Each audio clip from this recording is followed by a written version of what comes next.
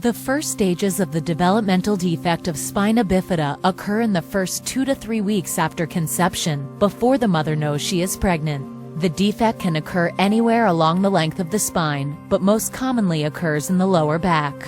The severity of the defect varies greatly from one individual to another, ranging from no noticeable impact to severe paralysis and loss of sensation. Lesions higher in the spinal column result in more weakness of the trunk and possibly the arms, as well as the legs.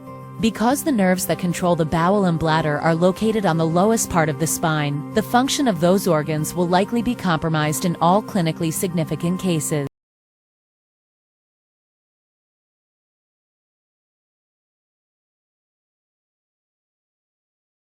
All the time. This YouTube video is not easy to watch. Munib Fershishi was born in Algiers with a severe form of spina bifida. His spinal cord did not close, and his nerves that control walking and other functions pushed out into a sac of fluid called a meningocele. He could not walk or even sit. His mother Salima says her son spent the first 2 years of his life tilted forward on his stomach. He was in pain, and doctors didn't do anything. Then the sac on Munib's back broke. He developed meningitis and slipped into a coma. His eyes were closed, and he was breathing through a tube. Doctors in Algiers operated on Munib, but it did not help. Then, thanks to donations from the community, Munib was transported to Mayo Clinic. First, they cleared his body of infections. Then, Dr. Meyer opened the skin covering on Munib's spine and put the exposed nerve roots back into the spinal canal. Then, he closed the spinal canal and plastic surgeons closed the skin. No one was sure how Munib would do after surgery. He can move his feet, he moves his legs, he can sit down, he can eat with his own hand. Salima says Munib is without pain. He can play and laugh for the first time. Physical therapists are helping Munib get stronger and walk better than expected. Doctors aren't sure how far Munib will go with physical therapy, whether or not he'll be able to walk unassisted. But now there's a promise of a full, productive life.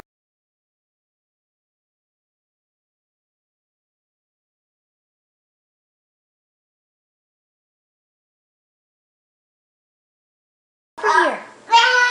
Come here. Come here. Put your head down. Uh-oh. Pull it forward. There you go. Walk. Put your head down. Those shorts are way too long for you. Hi.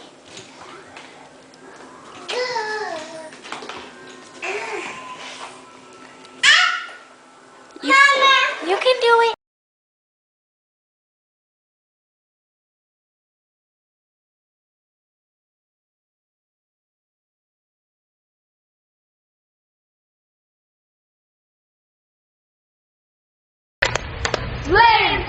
Caitlin Clutter is 9 years old. She's cheering with her classmates at Ridgeway Elementary School in New Jersey. Touchdown! Touchdown! Come on, boys! Her parents say the fact that she's up and moving at all is truly amazing. We were told that Caitlin would live her life in a wheelchair. She would never walk. She would never crawl. She may be blind, deaf, never speak. Caitlin was born with spina bifida, a birth defect that affects the spinal cord.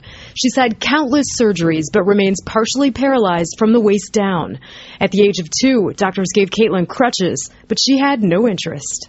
She threw her crutches on the floor and started walking on her own. These are my leg braces. No one has ever teased me about it, but I just explained to them. You know how some people wear eyeglasses to help them see? I use leg braces to help me walk.